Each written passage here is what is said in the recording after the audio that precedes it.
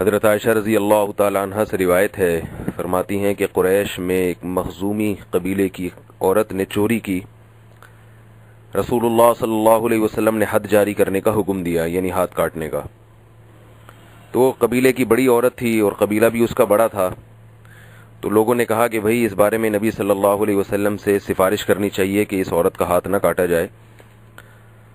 اب سب ڈر رہے تھے کہ بھئی کون کرے گا سفارش۔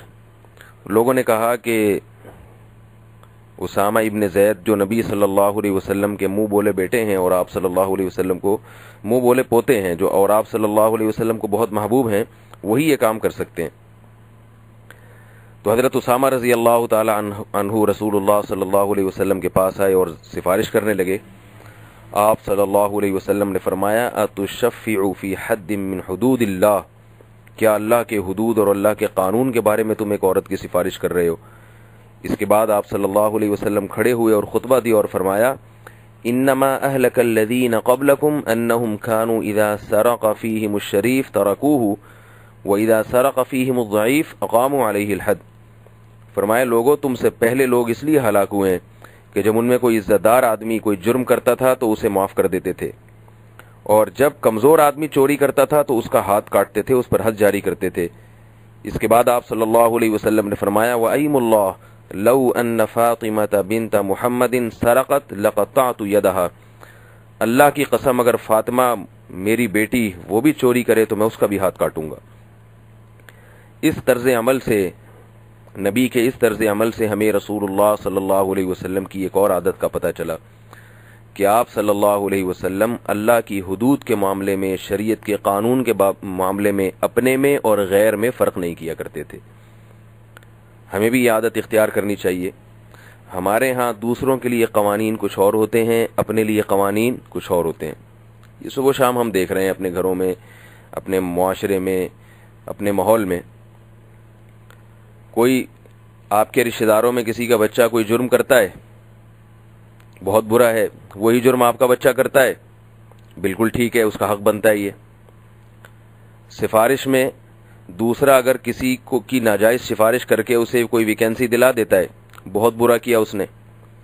آپ کے کسی عزیز رشتہ دار کو جاب چاہیے، آپ کو پتہ ہے کہ یہ اہل نہیں ہے، سفارش کر کے اس کو بھرتی کروا دیں گے اس میں۔ حکومت دھاندلی کرتی ہے، بہت بری ہے۔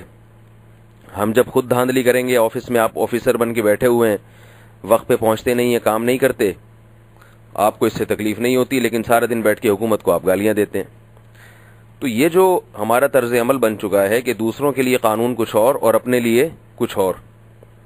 میں اکثر اس موقع پر ایک چٹکلا سناتا ہوں کہ ایک خاتون کی بیٹے کی شادی ہوئی، بہو آئی گھر میں، تو کسی نے پوچھا کہ بھئی آپ کی بہو کیسی ہے؟ کہنے لگی کیا کروں، میرا بیٹا اتنا نالائق ہو گیا، جب سے اس کی شادی ہوئی ہے میری بہو 12 بجے سو کے اٹھتی ہے دوپہر کو، سارا دن سوتی رہتی ہے، اور یہ میرا کمبخت بیٹا ذرا بھی کچھ نہیں کہتا اس کو، جورو کا غلام بن گیا یہ۔ اچھا کہا یہ بتائیے کہ آپ کو داماد کیسا ملا؟ کیا بتاؤں، اتنا اچھا داماد ہے، بیٹی ماشاءاللہ 12 بجے تک بھی پڑی سوتی رہتی ہے تو کچھ نہیں کہتا، اتنے اچھے اخلاق کا مالک مل گیا۔ تو یہ حساب کتاب ہے بھائی ہمارا۔ بہو کے حق میں جو بات بری لگ رہی ہے اور بیٹے کے لیے جو بری لگ رہی ہے وہ داماد کے لیے بہت اچھی، کیونکہ ظاہر ہے وہ کسی اور کی بیٹی ہے جو آپ کے گھر آئی ہے، اس کے لیے قوانین کچھ اور ہونے چاہیے، اور آپ کی بیٹی جب کسی دوسرے گھر میں جائے گی تو اس کے لیے قوانین کچھ اور ہونے چاہیے۔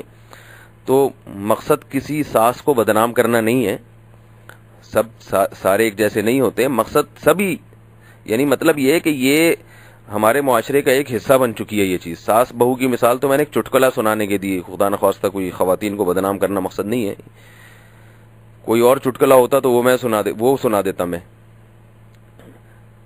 ہو یہی رہا ہے ہمارے معاشرے میں، تو اس لیے انسان کو اپنے بارے میں بدگمان رہنا چاہیے، دوسرے کے بارے میں خوشگمان رہنا چاہیے۔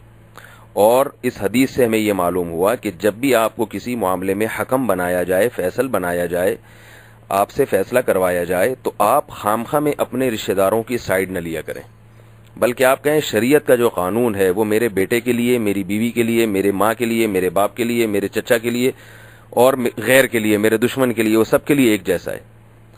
یہ نبی صلی اللہ علیہ وسلم کی سنت ہے، اس لیے کہ آپ صلی اللہ علیہ وسلم نے واضح لفظ میں فرما دیا کہ معاملہ ہاتھ کاٹنے کا ہو، اتنا سنگین معاملہ، اور بیٹی محمد صلی اللہ علیہ وسلم کی ہو، تو اس کو بھی معافی نہیں ملے گی۔ اللہ تعالی ہمیں نبی کی یہ عادات اور یہ انصاف والی طبیعت اختیار کرنے کی توفیق عطا فرمائے، تاکہ ہمارے گھروں میں، ہمارے محلوں میں، ہمارے معاشروں میں، ہمارے شہروں میں، ہمارے صوبوں میں اور ہمارے ملکوں میں ظلم کا خاتمہ ہو۔ اللہ تعالی سمجھنے کی، عمل کی توفیق عطا فرمائے۔